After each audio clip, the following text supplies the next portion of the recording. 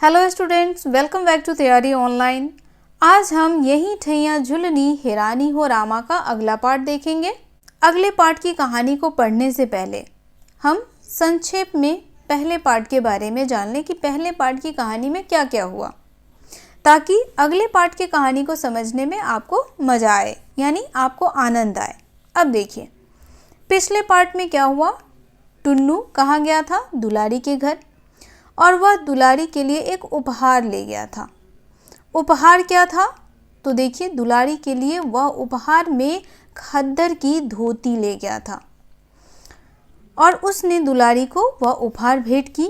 लेकिन दुलारी ने क्या किया? उसकी उपेक्षा की। उसने टुन्नू को डांट फटकार लगाई। अब देखिए दुलारी जो है वह एक नाचने गाने वाली है, उसका पेशा ही है नाचना गाना, और वह दुक्कर नामक बाजे पर गीत गाने के लिए प्रसिद्ध थी। उसे टुन्नू का अपने घर आना बिल्कुल ही पसंद नहीं था। उसने टुन्नू को अपने यहाँ आने के लिए मना कर दिया था। लेकिन टुन्नू जो था वह दुलारी से बहुत ही प्रेम करता था, इसीलिए वह उसके पास गया उपहार लेकर के। फिर दुलारी ने उसे खूब डांटा फटकारा और उससे पूछा कि तुम कौन हो? तुम क्या लगते हो मेरे, जो तुम मेरे लिए उपहार लाए हो? अब आप हमें कमेंट में बताएं कि टुन्नू ने उसे उपहार किस अवसर पे दिया था। तो उसके बाद क्या होता है, दुलारी उसके उपहार को लेने से मना कर देती है और वह उसके द्वारा दी गई धोती को क्या करती है? उसके पैरों पे फेंक देती है और टुन्नू को बहुत ही खरी खोटी सुनाती है। अब बेचारा टुन्नू जो है वह चुपचाप मूर्ति की तरह खड़ा उसकी बातों को सुन रहा था। उसकी बातों को सुनते सुनते उसकी आंखें भर आई और उसकी आंखों से टप टप टप टप आंसुओं की बूंदें गिरने लगी। इतनी सारी बातों को सुनने के बाद टुन्नू ने दुलारी से सिर्फ इतना ही कहा कि वह उसे पसंद करता है, वह उसके रूप या उसकी उम्र को नहीं देखता। तो यहाँ देखिए टुन्नू के शब्द से क्या झलकता है? दुलारी के प्रति असीम प्रेम। लेकिन दुलारी जो है वह अकेले रहती है और वह एक स्वावलंबी महिला है। वह जानती है कि टुन्नू अभी बहुत छोटा है, क्योंकि वह 16-17 साल का था और दुलारी उससे कहीं ज़्यादा बड़ी थी। इसीलिए उसने टुन्नू को डांट फटकार करके वहाँ से जाने के लिए कहा। टुन्नू बेचारा जा रहा था, लेकिन दुलारी ने तब अपने प्रति उसके प्रेम को अनुभव किया था। तब उसका मन जो था, किसका मन? दुलारी का मन, वह एक कोमल भावना से भर आया था। वह भी अब टुन्नू से प्रेम करने लगी थी। तो अब देखिए उन दोनों की मुलाकात कब हुई? तो 6 महीने पहले उन दोनों की मुलाकात हुई थी, जब भादों के तीज में गीत प्रतियोगिता हो रहा था। वहाँ टुन्नू और दुलारी की मुलाकात हुई थी। कहानी के पहले भाग को अच्छे से समझने और जानने के लिए आई बटन पर क्लिक करें। हमने पहले भाग की कहानी को समाप्त किया था टुन्नू के गीतों पे, जो वह दुलारी के लिए गा रहा था। सहनाई वालों ने टुन्नू के गीत को बंद बाजे में दोहराया। अब टुन्नू की जो आवाज़ थी वो बहुत ही मनमोहक थी। जैसे दुलारी की आवाज़ के लोग दीवाने थे, उसी प्रकार टुन्नू के आवाज़ के भी लोग दीवाने होने लगे। लोग यह देखकर चकित थे कि बात बात में तीर कमान हो जाने वाली दुलारी आज अपने स्वभाव के प्रतिकूल खरी खरी मुस्कुरा रही है। अब देखिए जो दुलारी बात बात में तीर कमान होना यानी कि अत्यधिक क्रोधित हो जाती थी, वह आज टुन्नू द्वारा गाए जाने वाले गीत को सुनकर के क्या हो रही थी? मंद मंद मुस्कुरा रही थी। कंठ स्वर की मधुरता में टुन्नू दुलारी से होड़ कर रहा था और दुलारी मुग्ध खरी सुन रही थी। टुन्नू की जो आवाज़ थी वह इतनी मधुर थी कि दुलारी उससे सवाल जवाब करने के बजाय उसकी गीतों को सुन करके, उसके जवाब को सुन करके उस पर मुग्ध होती जा रही थी। मुग्ध होना शब्द का अर्थ होता है बच्चों मोहित होना। टुन्नू के इस सार्वजनिक आविर्भाव का यह तीसरा या चौथा अवसर था। अब यहाँ देखिए टुन्नू कोई गाने बजाने वाला तो था नहीं, यह ब्राह्मण परिवार का एक लड़का था, लेकिन इसे गाना बजाना बहुत पसंद था। तो इसने 3 या 4 बार ही ऐसे अवसरों में भाग लिया था।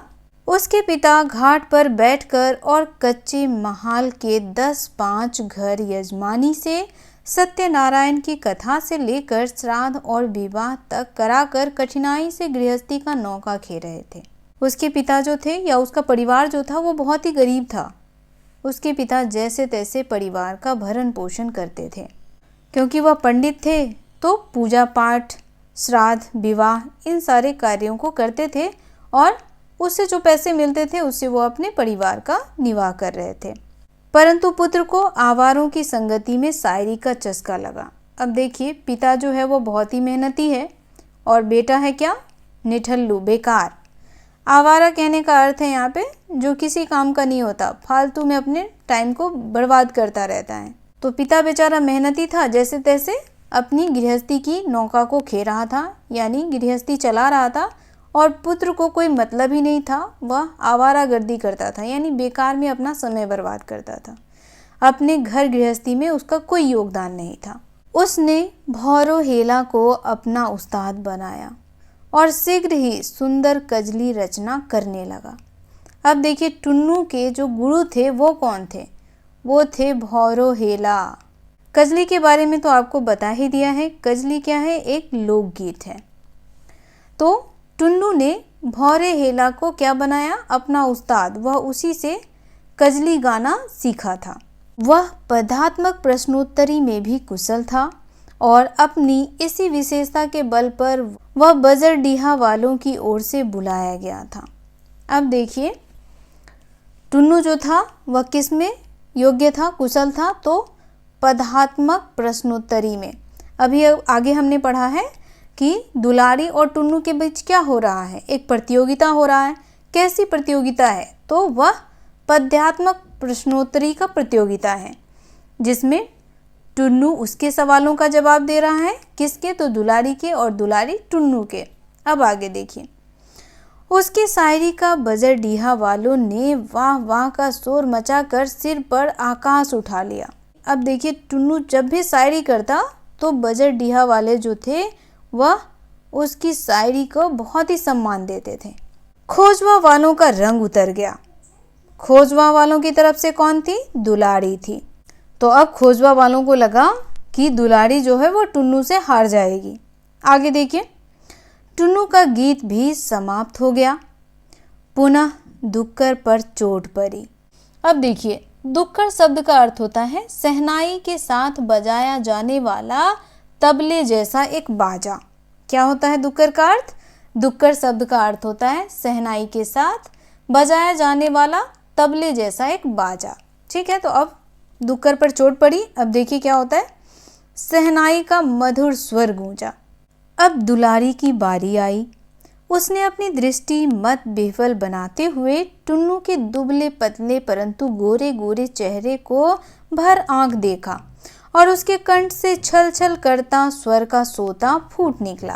अब यहाँ देखिए बच्चों, दुलारी की जब बारी आई तो दुलारी ने उसे कैसे देखा, मद विह्वल।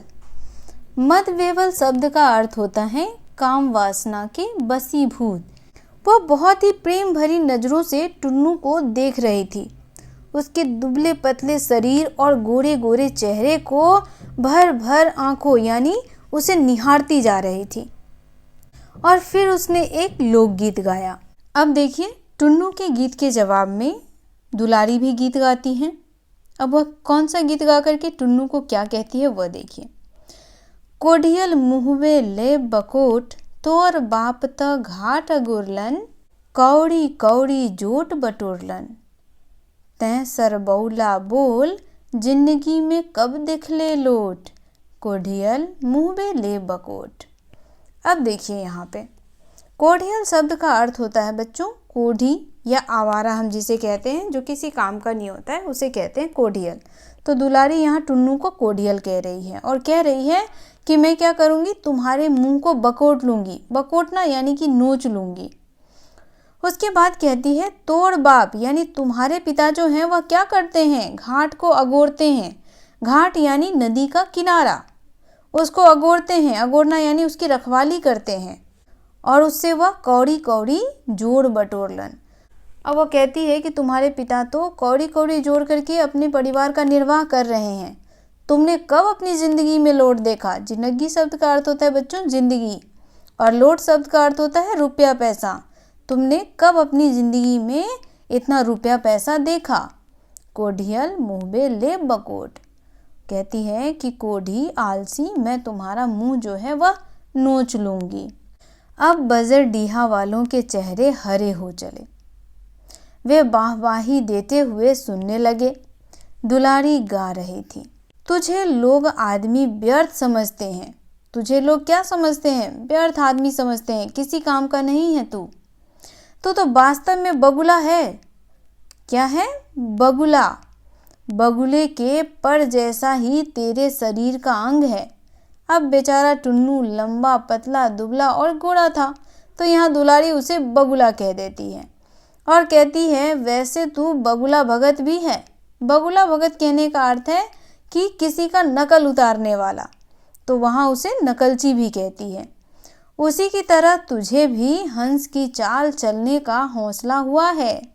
अब कहती है तो तू बोगला, लेकिन हंस की चाल चल रहा है, यानी वह उसे तुच्छ कहती है और कहती है कि तुच्छ होते हुए भी तू महान व्यक्तियों की तरह चल रहा है।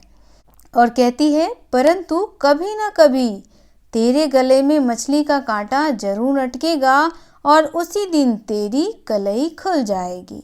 अब कहती है तू तो है बगुला भगत, नकलची व्यक्ति, लेकिन ऐसे लोगों का पोल जो है वह जल्दी खुल जाता है। कलई खुलना यानी पोल खुलना, सच्चाई सामने आना। तो कहती है कभी ना कभी तेरी सच्चाई भी लोगों के सामने आ जाएगी। कौन कह रही है? दुलारी कह रही है। किसे? तो टुन्नू को। अब देखिए दुलारी की इन सब बातों को सुनकर के टुन्नू जवाब में क्या कहता है।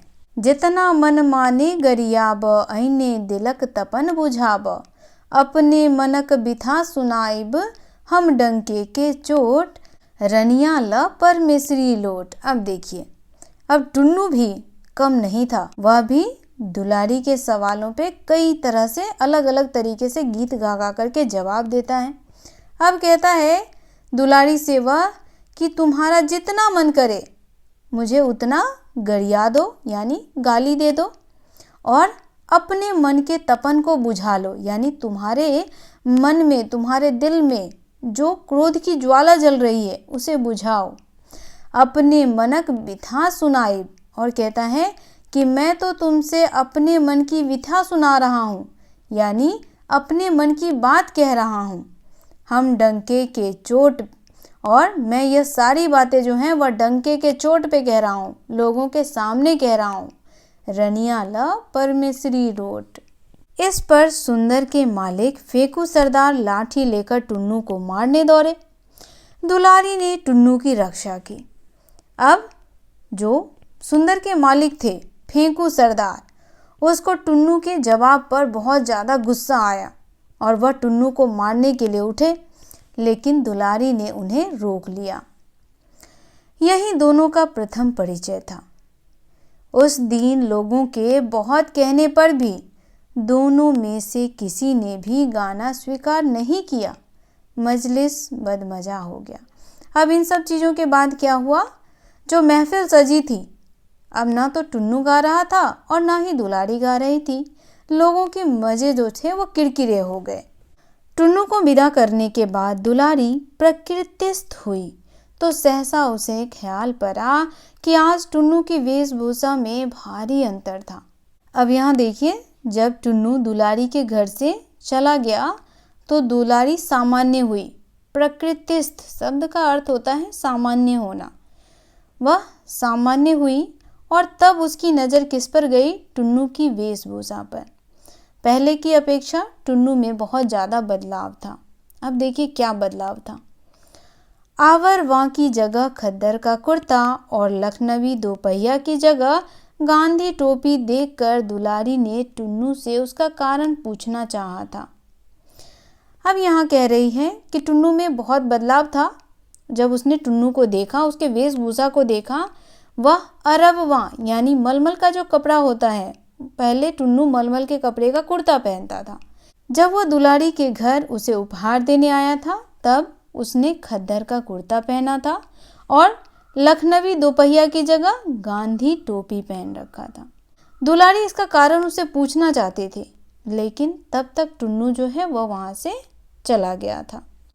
उसने धीरे धीरे जाकर अपने कपड़ों का संदूक खोला और उसमें बड़े यत्न से टुन्नू द्वारा दी गई साड़ी सब कपड़ों के नीचे दबाकर रख दी। अब यहाँ देखिए, दुलारी के मन में भी टुन्नू के लिए वही प्रेम था जो टुन्नू के मन में दुलारी के लिए था, लेकिन दुलारी ने तो उसे डांट डपट करके भगा दिया था। तो टुन्नू के दिए गए उपहार को वह बहुत ही प्रेम से अपनी अलमारी में रख लेती है। उसका चित्त आज चंचल हो उठा। यहाँ पर किसके चित्त की बात हो रही है? तो दुलारी के चित्त की बात हो रही है। चित्त यानी मन। अपने प्रति टुन्नू के हृदय की दुर्बलता का अनुभव उसने पहली ही मुलाकात में कर लिया था। तो पहली मुलाकात जो थी वह कब हुई थी टुन्नू से? उसे 6 महीने पहले हुई थी, परंतु उसने उसे भावना की एक लहर मात्र माना। लेकिन दुलारी को क्या लगा कि यह क्या है? एक अट्रैक्शन है जो उस उम्र के बच्चों को हो जाती है। इसीलिए दुलारी ने कभी भी टुन्नू के उस प्यार को महसूस ही नहीं किया था जो प्यार टुन्नू उससे करता था। बीच में भी टुन्नू उसके पास कई बार आया, परंतु कोई विशेष बातचीत नहीं हुई। अब देखिए, टुन्नू बेचारा कई बार दुलारी के पास आया, उससे बातें की, लेकिन कभी कोई ऐसी बात हुई नहीं कि दुलारी को ऐसा लगे कि वह उससे प्यार करता है। कारण टुन्नू आता, घंटे आध घंटे दुलारी के सामने बैठा रहता, पूछने पर भी हृदय की कामना प्रकट न करता, केवल अत्यंत मनोयोग से दुलारी की बातें सुनता और फिर धीरे से छाया की तरह खिसक जाता। टुन्नू दुलारी से प्यार करता था, लेकिन कभी अपनी मन की बातें उसके सामने प्रकट नहीं करता था। वह आता था, दुलारी की बातों को सुनता था, उसे देखता था और फिर वहां से चला जाता था। यौवन के अस्ताचल पर खड़ी दुलारी टुन्नू के इस उन्माद पर मन ही मन हंसती। अब देखिए, यौवन का अस्ताचल कहने का अर्थ है दुलारी का जो यौवन था अब धीरे धीरे ढल रहा था। टुन्नू के मन के बातों को जानती थी और इसी वजह से वह उस पर मंद मंद मुस्कुराती भी थी। परंतु आज उसे कृषकाय और कच्ची उम्र के पांडुमुख बालक टुन्नू पर करुणा हो आई। अब देखिए, आज दुलारी को उस पे दया आने लगी। कृषकाय कहने का अर्थ है बच्चों दुबला पतला, और कच्ची उम्र यानी टुन्नू की जो अवस्था थी वह उस अवस्था को कच्ची उम्र कहा जाता है। टुन्नू 16-17 साल का ही था, तो दुलारी के सामने वह एक बच्चा सा ही था। दुलारी को यह समझने में देर न लगी कि उसके शरीर के प्रति टुन्नू के मन में कोई लोभ नहीं है। वह जिस वस्तु का आसक्त है उसका संबंध शरीर से नहीं आत्मा से है। जब टुन्नू वहाँ से चला गया तब दुलारी को एहसास हुआ कि टुन्नू उसके शरीर से प्यार नहीं करता, बल्कि वह प्यार जो था, वह संबंध जो था, वह आत्मा से थी। उसने आज यह भी अनुभव किया कि आज तक उसने टुन्नू के प्रति जितनी उपेक्षा दिखाई वह सब कृत्रिम थी। कृत्रिम शब्द का अर्थ होता है बच्चों बनावटी। वास्तव में दुलारी भी मन ही मन उसे चाहती थी। सच तो यह है कि हृदय के एक निभृत कोने में टुन्नू का आसन दृढ़ता से स्थापित है। फिर भी वह तथ्य स्वीकार करने के लिए प्रस्तुत नहीं थी। फिर भी वह इस बात को मानना नहीं चाहती थी कि वह टुन्नू से प्यार करती है। वह सत्यता का सामना नहीं करना चाहती थी। वह घबरा उठी, विचार के उलझन से बचने लगी। उसने चूल्हा जलाया और रसोई की व्यवस्था में जुट पड़ी। अब देखिए, वह इन सारी बातों को नहीं सोचना चाहती थी। वह इन सब चीज़ों से दूर रहना चाहती थी। इस उलझन में वह पड़ना ही नहीं चाहती थी। तो वह इन सारी चीज़ों को छोड़ करके कहाँ गई? चूल्हा जलाया और खाना बनाने की व्यवस्था करने लगी। त्यों ही धोतियों का एक बंडल लिए फेंकू सरदार ने उसकी कोठरी में प्रवेश किया। अब फेंकू सरदार आया, धोतियों का एक बंडल लेकर के, साड़ी का एक पूरा नया बंडल लेकर के आया। दुलारी ने धोतियों का बंडल देख उधर से दृष्टि फेर ली। अब दुलारी का मन जो था वह इन सारी चीज़ों में लग ही नहीं रहा था। अब उसके मन में सिर्फ कौन बसा हुआ था? टुन्नू बसा हुआ था, और वह टुन्नू को ही याद कर रही थी। जैसे हम किसी से प्रेम करते हैं तो हमारे मन में उसी की बातें बार बार आती रहती हैं, हमारा ध्यान और किसी चीज़ों में लगता ही नहीं है। उसी प्रकार यहाँ दुलारी का मन भी अन्य किसी चीज़ों में लग ही नहीं रहा था। वह बार बार टुन्नू के बारे में ही सोच रही थी। इसीलिए उसे फेकू के द्वारा लाए गए उन धोतियों के बंडल पर ध्यान ही नहीं गया। फेकू ने बंडल उसके पैरों के पास रख दिया और कहा, देखो तो कैसी बढ़िया धोतियां हैं।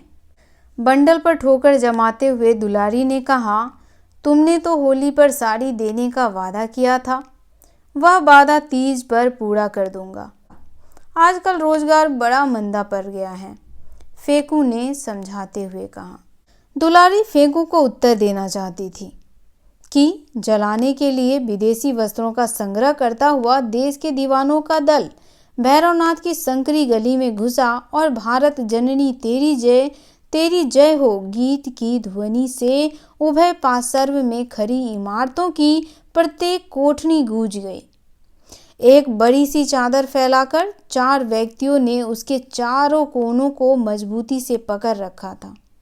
उसी पर खिड़कियों से धोती, साड़ी, कमीज, कुर्ता, टोपी आदि की वर्षा हो रही थी। अब देखिए, दुलारी फेकू को उत्तर देना चाहती थी, लेकिन तभी उसे एक आवाज़ सुनाई दी। लोग क्या कर रहे थे उस समय? विदेशी वस्त्रों का त्याग कर रहे थे, क्योंकि उस समय हमारे देश में अंग्रेजों का शासन था। तो लोग चाहते थे कि अंग्रेज हमारे देश से चला जाए, तो इसके लिए लोग उनके द्वारा लाए गए विदेशी सामानों का क्या कर रहे थे? त्याग कर रहे थे। तो उसी समय दुलारी के कानों में यह बात गूंजी और लोग क्या कर रहे थे? भारत जननी तेरी जय हो की जय जयकार लगा रहे थे और लोग अपने घरों से धोती, साड़ी, कमीज, कुर्ता, टोपी आदि सब उस चादर पर फेंक रहे थे। सहसा दुलारी ने भी अपनी खिड़की खोली और मैनचेस्टर तथा लंकाशायर के मिलों की बनी बारीक सूत की मखमली किनारे वाली नई कोरी धोतियों का बंडल नीचे फैली चादर पर फेंक दिया। अब देखिए, जब दुलारी को यह आवाज़ सुनाई दी तो उसने फेकू को उत्तर देना जरूरी नहीं समझा और उसके द्वारा लाए गए नए नए साड़ियों के उस बंडल को कहाँ फेंक दिया? तो आज़ादी के लिए जो लोग नारे लगा रहे थे, जो विदेशी वस्त्रों का बहिष्कार कर रहे थे, उनके चद्दरों पर फेंक दिया। चादर संभालने वाले चारों व्यक्तियों की आंखें एक साथ खिड़की की ओर उठ गई। कारण अब तक जितने वस्त्रों का संग्रह हुआ था वे अधिकांश फटे पुराने थे, परंतु यह तो नया बंडल गिरा उसकी धोतियों की तह तक न खुली थी।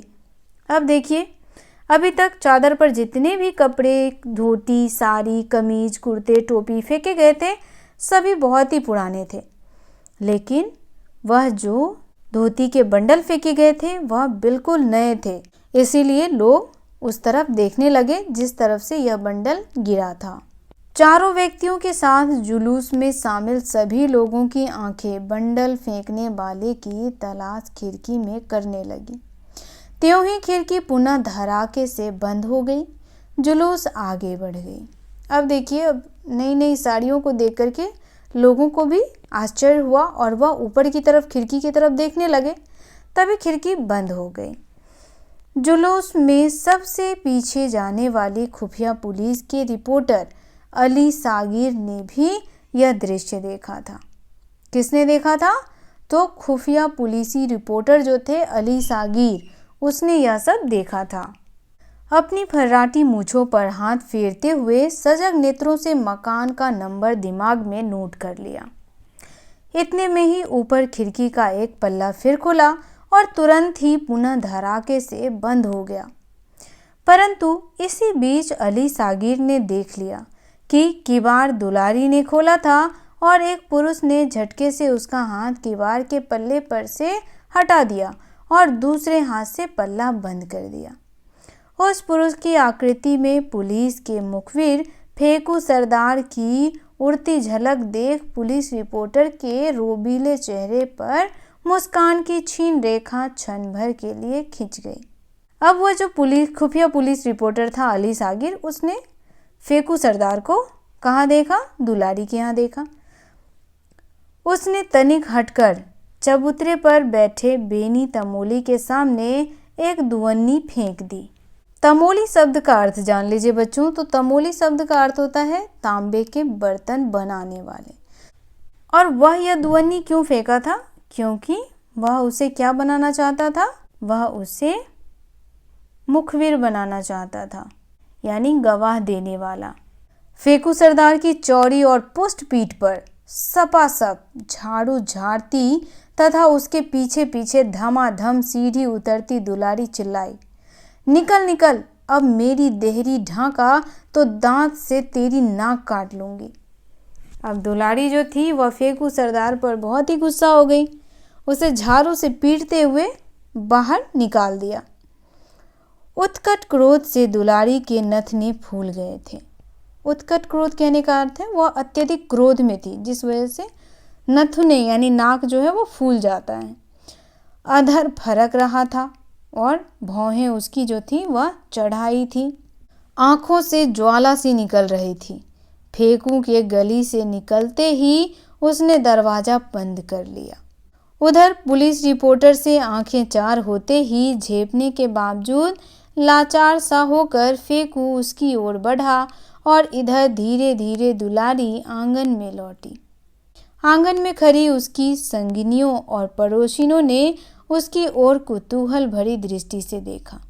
कुतूहल शब्द का अर्थ तो आप लोग जानते ही होंगे। आप हमें कमेंट करके बताएं कि कुतूहल शब्द का अर्थ क्या होता है। परंतु दुलारी ने उसकी ओर आंख तक न उठाई। सीढ़ी चढ़कर उपेक्षा से झाड़ू अपनी कोठरी के द्वार पर फेंकती हुई वह अपनी कोठरी में जा घुसी। चूल्हे पर बटलोही में दाल चूर रही थी। दाल चूरना यानी वह दाल बना रही थी। बटलोही जिसमें दाल पकाया जा रहा था, बर्तन है। उसने पैर की एक ठोकर से बटलोही उलट दी। अब वह इतनी क्रोधित थी कि उसने उसे भी गिरा दिया। सारी दाल चूल्हे में जा गिरी, आग बुझ गई। परंतु दुलारी के दिल की आग अब भी भट्टी की तरह जल रही थी। अभी भी वह बहुत ज़्यादा क्रोध में थी। पड़ोसिनों ने उसकी कोठरी में आकर वह आग बुझाने के लिए मीठे बचनों की जलधारा गिराना आरंभ किया। अब देखिए, दुलारी बहुत ही क्रोध में थी। अब उसके क्रोध को देख करके जो उसके आस पड़ोस की जो महिलाएं थीं वह उसके पास आई और उसे प्रेम से बहुत सारी बातें करने लगी। फलस्वरूप वह ठंडी भी हो गई और उनकी बातों को सुनकर के दुलारी का मन भी थोड़ा शांत हुआ। दुलारी बोली, तुम ही लोग बताओ, कभी टुन्नू को यहाँ आते देखा है? अब देखिए, टुन्नू तो बेचारा थोड़ी देर पहले आया ही था, लेकिन दुलारी कहती है, कभी तुमने ऐसे देखा है टुन्नू को आते हुए? यह तो आधी गंगा में खड़े होकर कह सकते हैं कि टुन्नू यहाँ कभी नहीं आता। अब उसकी जो अड़ोस पड़ोस में रहने वाली है वो कहती है, नहीं नहीं, टुन्नू तो यहाँ आता ही नहीं है। झिंगुर की माँ ने कहा, वह यह बात बिल्कुल भूल गई थी कि उसने कुल 2 घंटा पहले टुन्नू को दुलारी की कोठरी से निकलते देखा था।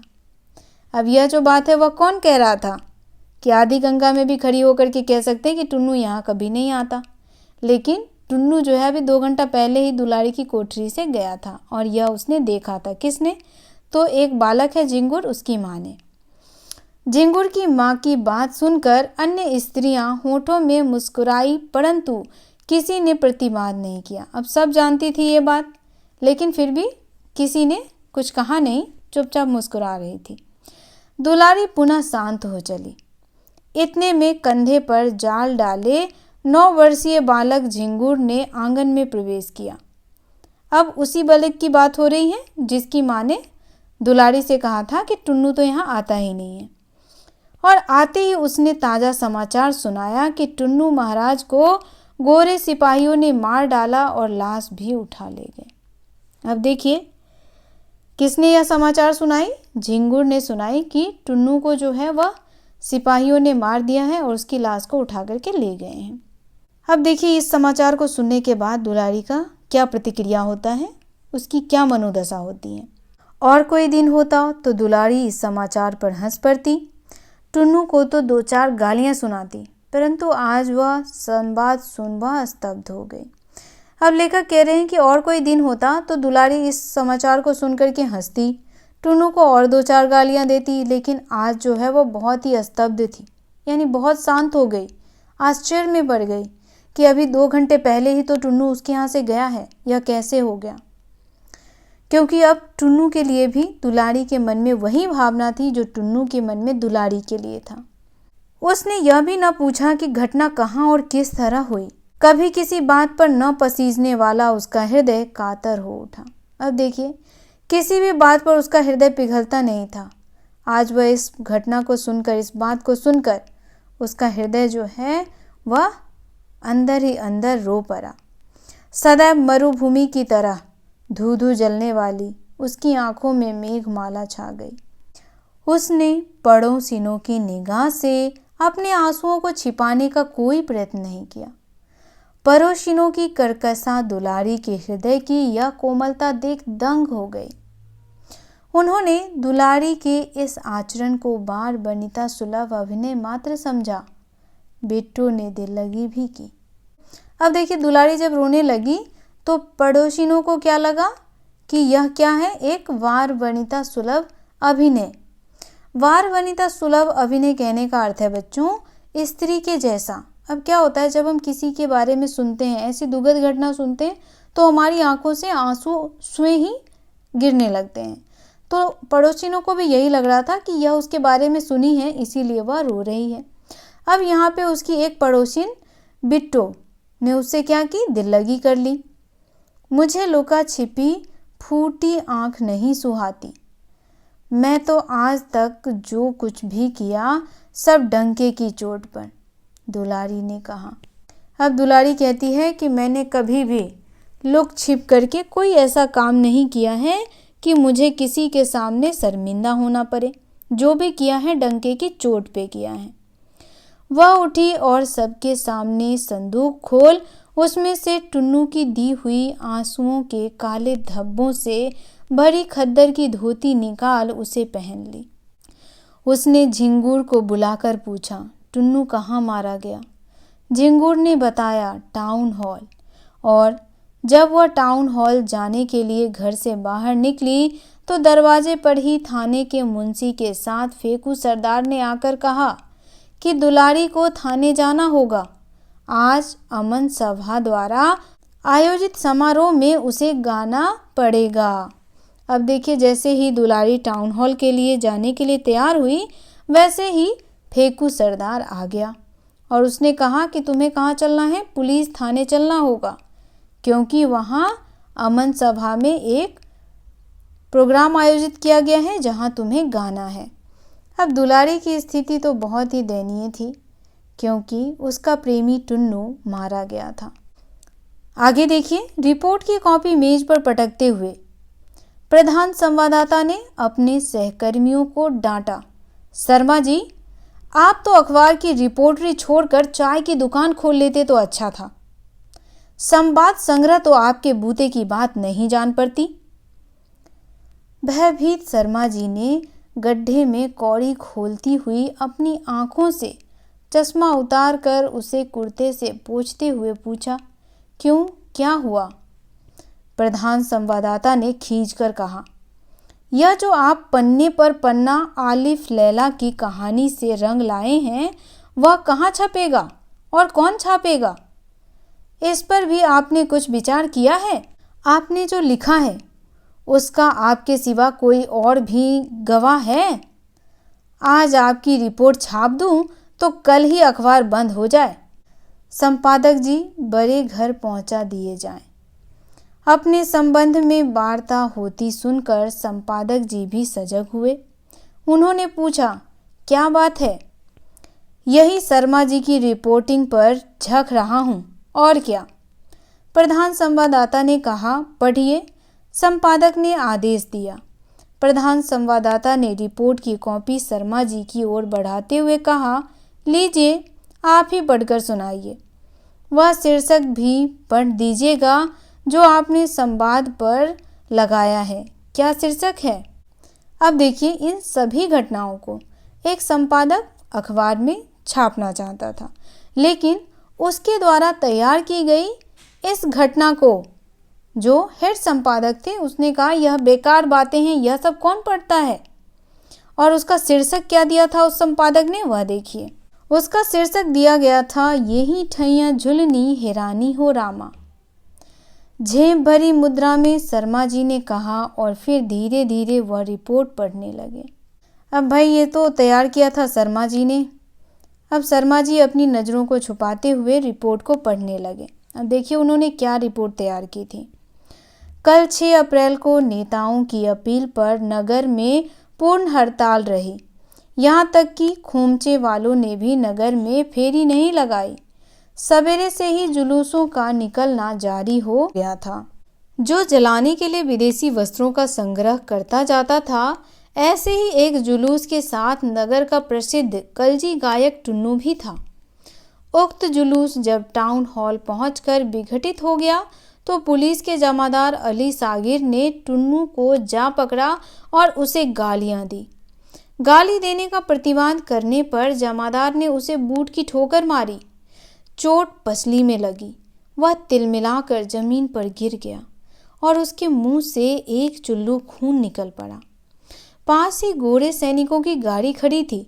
उन्होंने टुन्नू को उठाकर गाड़ी में लाद लिया। लोगों से कहा कि अस्पताल को ले जा रहे हैं, परंतु हमारे संवाददाता ने गाड़ी का पीछा करके पता लगाया कि वास्तव में टुन्नू मर गया। रात के 8 बजे टुन्नू का शव वरुणा में प्रवाहित किए जाते भी हमारे संवाददाता ने देखा था। तो देखिए इस प्रकार का रिपोर्ट शर्मा जी ने छापने के लिए तैयार किया था। इस सिलसिले में यह भी उल्लेख है कि टुन्नू का दुलारी नागमी गौनहारिन से भी संबंध था। कल शाम अमन सभा द्वारा टाउन हॉल में आयोजित समारोह में भी, जिसमें जनता का एक भी प्रतिनिधि उपस्थित नहीं था, दुलारी को नचवाया गवाया गया। उसे भी शायद टुन्नू की मृत्यु का संवाद मिल चुका था। वह बहुत उदास थी और उसने खद्दर की एक साधारण धोती मात्र पहन रखी थी।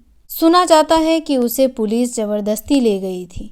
वह उस स्थान पर गाना नहीं चाहती थी जहां 8 घंटे पहले उसके प्रेमी की हत्या की गई थी। अब देखिए इस तरह का संवाद छापना था न्यूज़पेपर में, लेकिन जो हेड थे उन्हें यह न्यूज़ क्या लग रही थी, बहुत ही बेकार। परंतु विवश होकर गाने के लिए खड़ा होना पड़ा। कुख्यात जमादार अली सागिर ने मौसमी चीज़ गाने की फरमाइश की। अब देखिए जो अली जागीर था उसने दुलारी से मौसमी गाना गाने को कहा।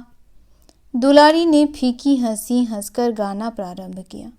दुलारी बहुत ही दुखी थी, फिर भी वह अपने चेहरे पर एक फीकी सी मुस्कान लाई और उसने गाना प्रारंभ कर दिया। अब देखिए उसने कुछ अजीब दर्द भरे गले से गाना गाया, क्योंकि उसका मन तो रो रहा था, लेकिन वह अपने होठों पर फीकी मुस्कान भरी हुई थी। उसका मन क्यों रो रहा था यह तो आप लोग जानते ही हैं, क्योंकि जहाँ वह गाना गा रही थी वहाँ 8 घंटे पहले ही उसके प्रेमी टुन्नू को अली जागीर ने मार डाला था। तो वह गाती है यही ठैया झुलनी हैरानी हो रामा, कासों में पूछूं। पास ही में कंपनी बाग के फूलों की खुशबू से वायुमंडल आमोदित हो उठा था। चारों ओर सन्नाटा छाया हुआ था, जिसे भेद कर दुलारी की स्वर लहरी गूंज उठी। यही ठैया झुलनी हैरानी हो रामा, कासों में पूछूं। बूट की ठोकर खाकर दोपहर को टुन्नू जिस स्थान पर गिरा था उसी स्थान पर दृष्टि जमाए हुए दुलारी ने दोहराया यही ठैया झुलनी हैरानी हो रामा, और फिर चारों ओर उद्भ्रांत दृष्टि घुमाते हुए उसने गाया कासों में पूछूं। अब देखिए यहाँ दुलारी जो है वह किसको याद करते हुए गाना गा रही है, टुन्नू को याद करते हुए। वह यहाँ पर झुलनी शब्द से टुन्नू को याद कर रही है कि इसी जगह मेरा प्रेमी टुन्नू मुझसे बिछड़ गया, मैं किससे पूछूं। उसके अधर प्रांत पर स्मित की एक क्षीण रेखा सी खींची। उसने गीत का दूसरा चरण गाया। सास से पूछूं ननदिया से पूछूं, देवरा से पूछत लजानी हो रामा। अब वह कहती है कि मैं किससे पूछूं, अपनी सासू से पूछूं, अपनी ननद से पूछूं, क्योंकि देवर से पूछने पर तो हमें लाज आ रही है। देवरा से पूछत कहते कहते वह बिजली की तरह एकदम घूमी और जमादार अली सागिर की ओर देख उसने लजाने का अभिनय किया। उसकी आंखों से आंसू की बूंद छहर उठी, या यूं कहिए कि वे पानी की कुछ बूंदें भी जो वरुणा में टुन्नू की लाश फेंकने से छिटकी और अब दुलारी की आंखों में प्रकट हुई। अब देखिए, टुन्नू की लाश को कहाँ फेंक दिया था अंग्रेजों ने, तो टुन्नू की लाश को वरुणा नदी में बहा दिया था अंग्रेजों ने।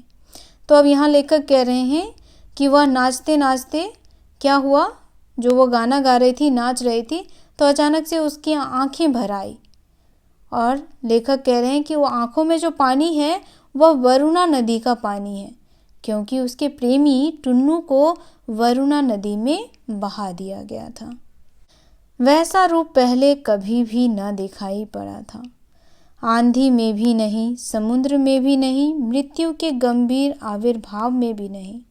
सत्य है परंतु छप नहीं सकता, संपादक ने कहा। तो बच्चों, इस कहानी के माध्यम से हमारे लेखक शिव प्रसाद मिश्र रुद्र ने गाने बजाने वाले समाज के देश के प्रति असीम प्रेम, विदेशी शासन के प्रति क्षोभ और पराधीनता की जंजीरों को उतार फेंकने की तीव्र लालसा का वर्णन किया है। तो आज का ये कहानी यहीं समाप्त होता है। कहानी आपको कैसा लगा आप हमें कमेंट करके अवश्य बताएं। कहानी से संबंधित कोई भी प्रश्न आपके मन में हो तो आप हमसे कमेंट करके पूछ सकते हैं। अगर आप हमारे चैनल पर नए हैं तो चैनल को सब्सक्राइब कर लें, बेल आइकन को दबाएं ताकि सभी नोटिफिकेशन आप तक पहुंचता रहे। वीडियो को लाइक करें और अपने दोस्तों को भी शेयर कर दें। तो मुलाकात होगी आपसे नए कहानी में। तब तक के लिए आप सबका धन्यवाद।